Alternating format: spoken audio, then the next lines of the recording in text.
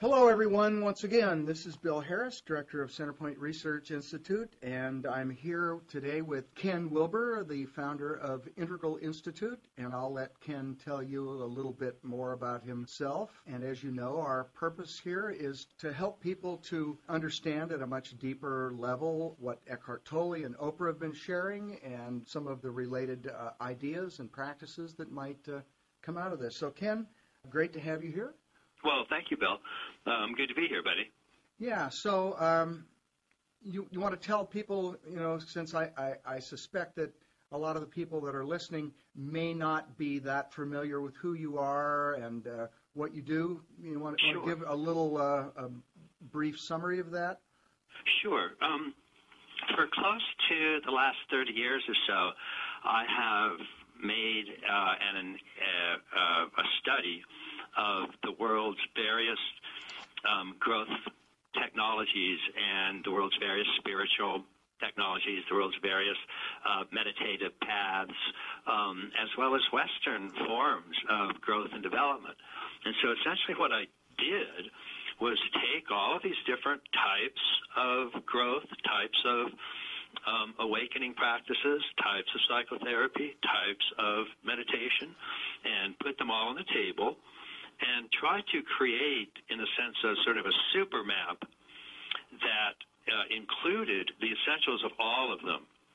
So that instead of, if you go to Zen, for example, which has some very powerful, very positive items about it, you don't find anything about working with the unconscious or working with the shadow. So we include the shadow plus Zen, and not just one or the other. Same way with psychoanalysis, you'll end up working with shadow material, personal, unconscious material, but very little work at all on transcendental or transpersonal or meditative awakening, deep spiritual concerns. And so the general idea is that at the end of this, I've published some 25 books that have been translated into 34 languages.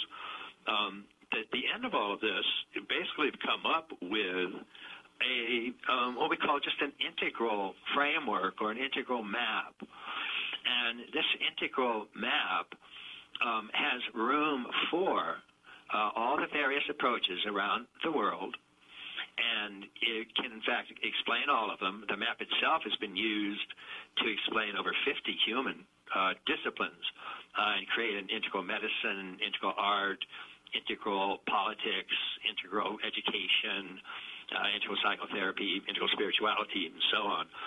And that map is also the foundation of a type of integral spiritual practice.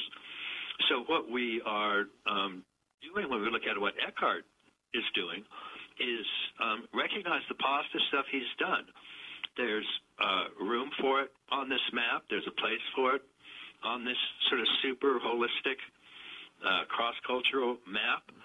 And we really applaud that and just delighted that Oprah is, giving the time and attention to this aspect of awareness, that is transcendental, that is timeless, that is focused on the pure present, the pure now moment, that all of the mystics maintain is the doorway to liberation.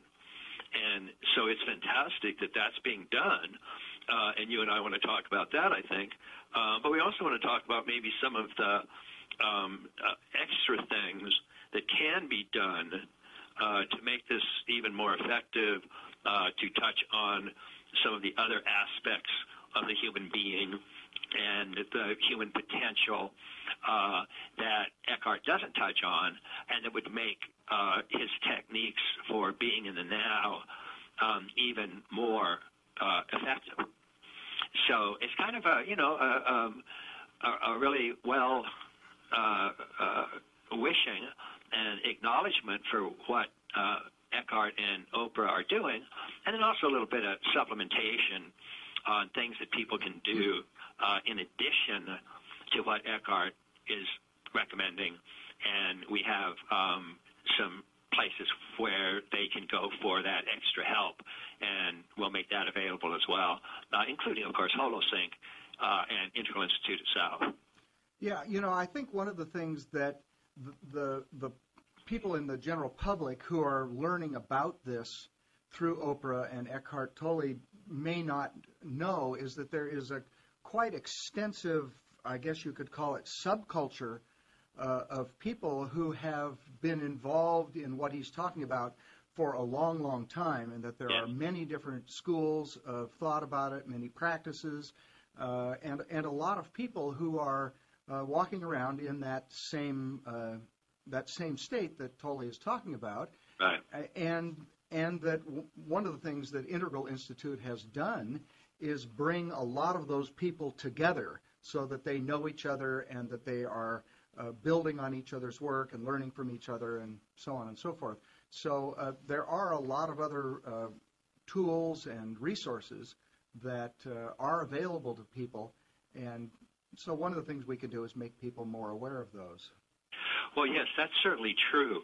And Eckhart Tolle himself says that what he's doing is essentially a re-establishment of Eastern forms of meditation. And in one sense, that's certainly true, although we do find this in Western forms of contemplation as well. But essentially, paying attention to the timeless now, to the pure present, and doing that as a gateway to liberation, you find that essentially in the mystical schools of religion and spirituality around the world. You don't find that, for example, in virtually any forms of psychiatry or psychotherapy in the West. So what we're looking at, the West has come up with other forms of help for individuals.